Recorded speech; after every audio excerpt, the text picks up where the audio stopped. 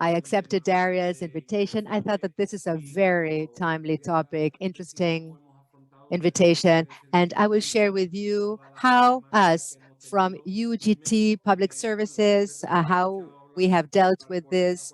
And of course, Joaquin has shared all the information, and he says that everything is in writing. Spain has ratified Convention 155, and the national labor law in Spain is from 1995, that it stems from the obligation in Occupational Health and Safety La directive Directives from the européenne sur la European Union. santé et la I think it is sécurité important to sur talk le lieu about de Article travail. 14 of the prevention L'article legislation here in 14 Spain de cette that says that loi workers dit have the que right les for travailleurs efficient protection on occupational health and safety. Well, what does this mean to say? This means to say that en ce it qui is concerne the employer's cette responsibility to loi, protect les workers entrepreneurs doivent from all véritablement occupational health and safety prendre des mesures, que hazards. ce soit un patron Private or de public l'administration administration, publique ou bien du employers, I secteur mean by privé. this.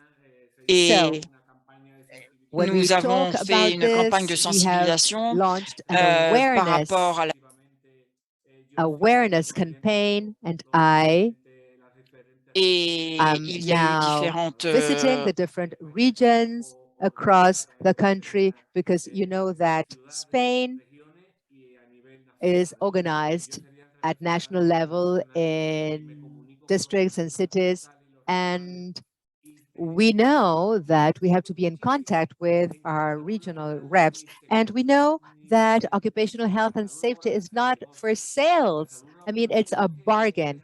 Occupational health and safety is bargained, because if you don't focus on this, we forget everything in collective bargainings, which is the most powerful tool we as workers have, collective bargainings. We always, and I tell this to my brothers and sisters, we have to put everything in writing. We cannot sell occupational health and safety issues to raise the toxicity level or the hazardous level.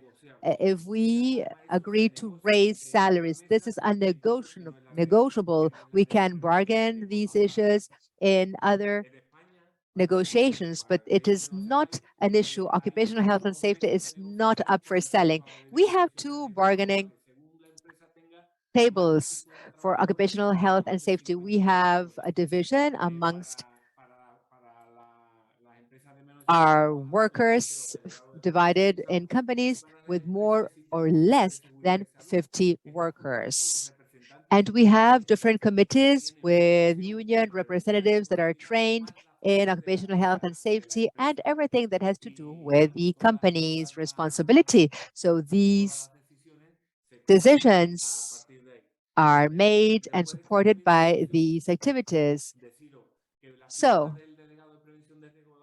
the occupational health and safety delegate representative is the person that will report on any occurrence.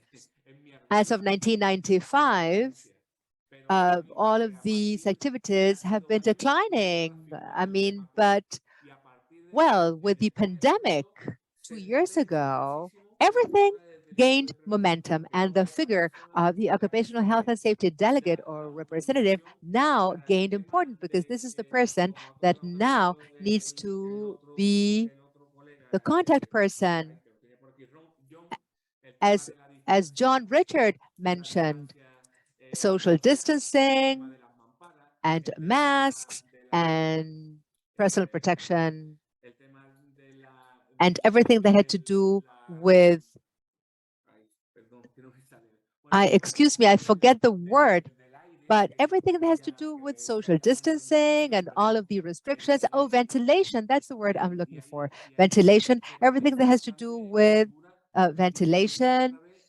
And so the occupational health and safety delegate or representative now gained importance and is a very important contact person. So the fact that now occupational health and safety became an important topic within the framework of the pandemic, these brothers and sisters have to work extra hours to fulfill their roles, and we have to approve and carry out all of the different delegations in the collective bargaining initiatives to have the occupational health and safety representatives have the time allocated for their activities. So the problem that we have had now in this post-COVID era is really major. The number one cause of sick leaves in Spain are stress-related disorders and heart conditions. And this is related to COVID. And leaves also present a very serious quote-unquote problem because we are working at home, remote working, everything stays at home. And of course, we discovered Zoom, we discovered video conference, we discovered remote meetings. But I believe that the thing is that we need to launch an awareness campaign now for brothers and sisters that are currently working at home, because we understand that we have to assess occupational risks in remote conditions. You're working at home, you're working in your bedroom, you're working in your living room. But what about occupational health and safety issues at home? What about the chair? What about the light? What about the computer at home? What about the desk you're working at? And of course, occupational health and safety committees and risk prevention brothers and sisters that are working in these areas, we need to raise awareness on the need to protect, as Article 14 calls for in our local legislation, that is occupational health and safety for remote workers. And of course, when we talk about the mental health issues, and I'm not strictly talking about healthcare professionals that work in hospitals, but maybe in elderly care facilities or healthcare professionals that go to their homes as caretakers. There has been, with COVID, a lot of problems for these healthcare professionals, these caregivers, and we're still working because a lot of healthcare professionals, and in our legal legislation here in Spain, COVID is not considered a cause for professional disease. We have a hard time trying to include COVID amongst the causes for different sick leaves. And this should be passed at national level. The national government should pass legislation that would recognize COVID as a cause for sick leaves or disorders. We're having a lot of trouble, but COVID has left a lot of diseases and disorders related to the pandemic. We have 160 different diseases and disorders related to COVID. So the fact that we can really include these disorders. I think somebody unmuted himself or herself. Well, we currently have a lot of problems related to this topic. We have the psychosocial disorders, and as I see it, as I understand it,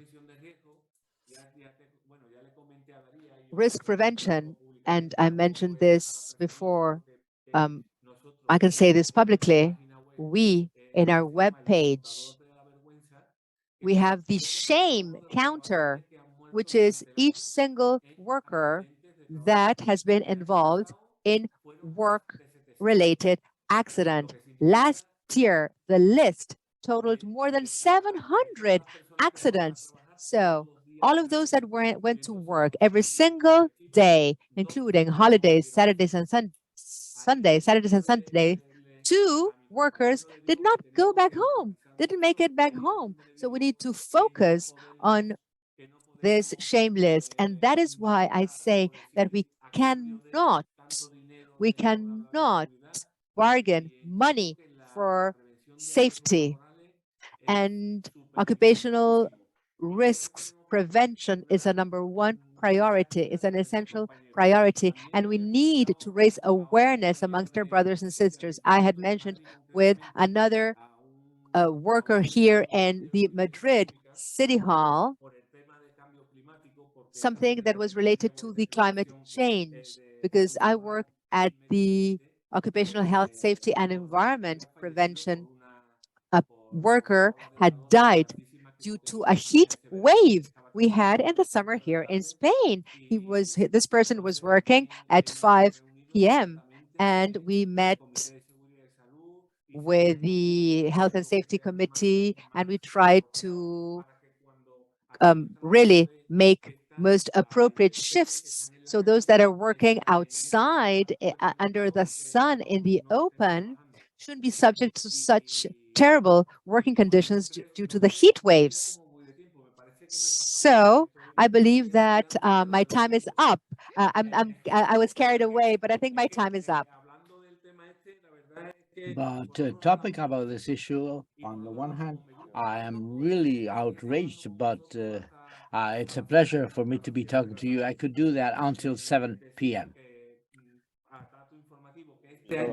Just for information purposes, this year we have 505 deaths for these are accidents at work, and this is really the shame counter for the Spanish government, and of course for everybody. And one of the most important facts of the prevention law is that we have to train and we have to report. And this is exactly what we're doing from this federal secretariat. Thank you very much. And if you have any questions or you want me to talk about something I may have missed, please, I'll do so. I'll indulge. Thank you.